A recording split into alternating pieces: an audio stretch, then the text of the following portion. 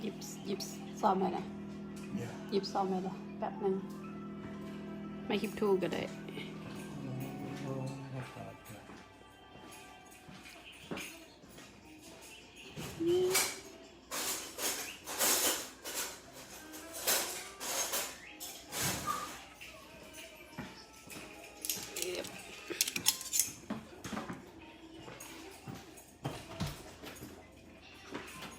ส้มป๋า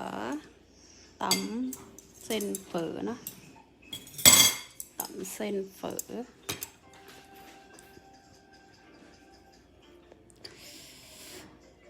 ใส่ปลาหมึกตัวใหญ่นะหมูยอลูกซีนนะ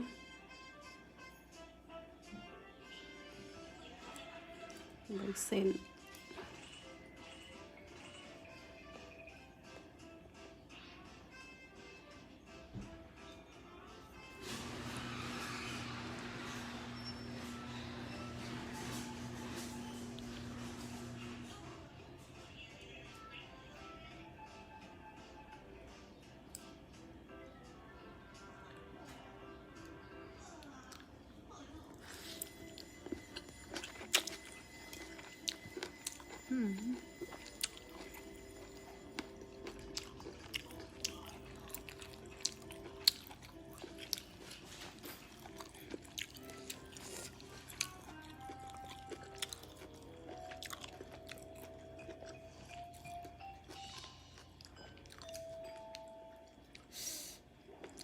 จับ